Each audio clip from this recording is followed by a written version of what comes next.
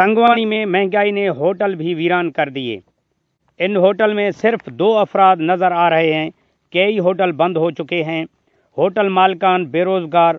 मजीद यहाँ मौजूद लोगों से जानते हैं। महंगाई उरूच थी वया असांजो इहो होटल आहे ॾार अॻु में असां 10 रुपया मानी हलायूं पिया, हाणे बि 10 रुपया हलायूं था, पोइ बि गिराकियुनि जो एतिराज़ आहे। अॻु में असांखे मिले पियो 1800 में कटो, हाणे मिले थो असांखे 2800 रुपए में। असां वटि 16-17 मज़दूर आहिनि जंहिंजी फी मज़दूर जी 600 रुपया ॾियारी आहे। असांजो नुक़सानु थियो वञे थो। बराए महिरबानी रेट घटिताई कंदा। होटल आहे सॼो होटल भर लॻो पियो आहे, को माण्हू वेहण लाइ तयारु न आहे। चांहि 30 रुपया चांहि हलायूं था, गिराक जो एतिराज़ आहे, चवंदा 20 रुपया चांहि वठो। असांखे मिले थो 110 रुपया खीर, खंडु 110 रुपया, 100 रुपया थी वई आहे। महंगाई उरूज ते थी वई आहे। बराए महिरबानी कुझु तावन कंदा। ऐं असांजो इहो होटल आहे, को गिराक वठण लाइ मानी तयारु न आहे। अपील इहा आहे त असां कुझु सस्ताइप करनि, महंगाई कम कई वञे। इमरान खान अटो असांखे घटि कयो वञे, खंड आहे, मिसाल खीर आहे।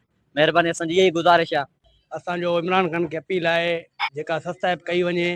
बिल्कुलु अॻे जेको 1800 में कटो मिले पियो अटे जो, उहो हाणे 2800 में वञी करे पुॻो आहे। केर बि ग्राहक मानी वठण लाइ तयारु न आहे। असां जेको आहे सख़्तु में सख़्तु परेशान आहियूं। महिरबानी करे असांखे रिलीफ ॾिनो वञे।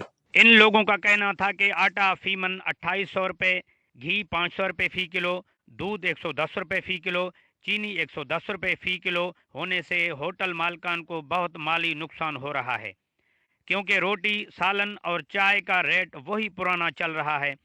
फिर भी लोग ये रेट बर्दाश्त नहीं कर सकते, जिसकी वजह से होटल मालकान होटल्स बंद करने पर मजबूर हैं, जिससे कई दिहाड़ीदार मजदूर और मालकान बेरोजगार होकर महंगाई की चक्की में पिस रहे हैं।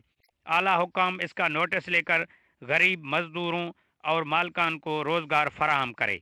कैमरामैन नज़ीर अहमद के साथ चाकर अली बंगवार, वश न्यूज़ तंगवानी।